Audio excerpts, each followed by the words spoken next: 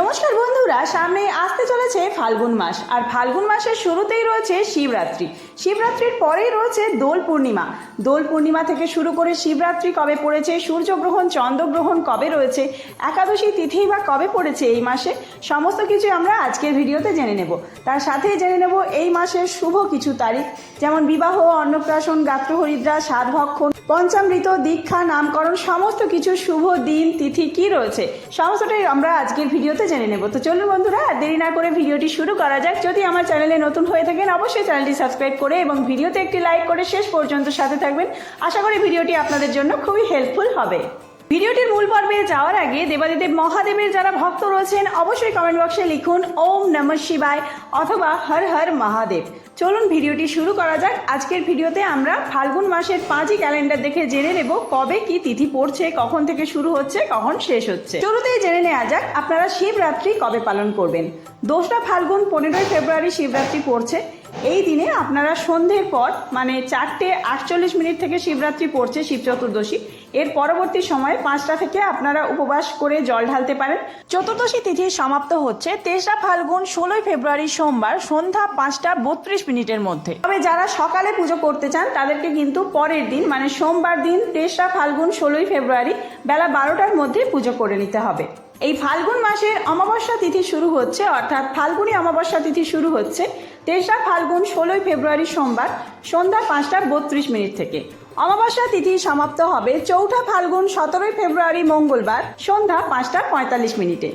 অর্থাৎ এই পরিস্থিতিতে উদয় তিথি অনুযায়ী 4ঠা ফাল্গুন 17ই ফেব্রুয়ারি মঙ্গলবার দিন অমাবস্যার ব্রত উপবাস রয়েছে।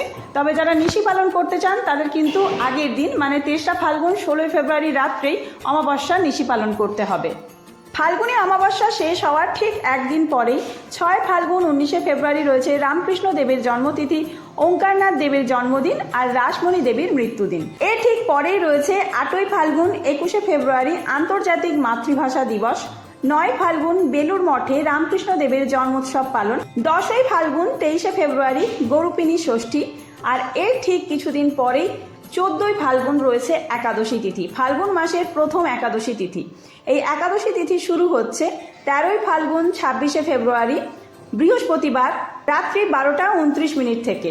একাদশী তিথি সমাপ্ত হচ্ছে 14ই ফাল্গুন 27শে ফেব্রুয়ারি রাত্রি 10:22। অর্থাৎ এই পরিস্থিতিতে উদয় তিথি অনুযায়ী 14ই ফাল্গুন 27শে ফেব্রুয়ারি শুক্রবার দিন এই দিনেই কিন্তু একাদশীর পালনই রয়েছে। দোল পূর্ণিমা কবে পড়েছে তা নিয়ে আমাদের অনেকের মনেই প্রশ্ন রয়েছে, কারণ সেই দিনেই রয়েছে বছরের প্রথম চন্দ্রগ্রহণ, যেই চন্দ্রগ্রহণ কিনা ভারত থেকে দৃশ্যমান হবে। চলুন এবার জেনে নেওয়া যাক যে দোল পূর্ণিমা তিথি কখন থেকে শুরু হচ্ছে। 17ই ফাল্গুন 2রা মার্চ সোমবার সন্ধ্যা 5:42 থেকে। পূর্ণিমা তিথি সমাপ্ত হবে 18ই ফাল্গুন 3রা মার্চ মঙ্গলবার বিকেল 4:48। এই পরিস্থিতিতে উদয় তিথি অনুযায়ী 18ই ফাল্গুন 3রা মার্চ মঙ্গলবার দিন এই দিনেই কিন্তু দোল পূর্ণিমার পূর্ণিমা তিথির পালনই রয়েছে। এছাড়াও এই দিনে সমস্ত কিছু পুজো রয়েছে পূর্ণিমা তিথির।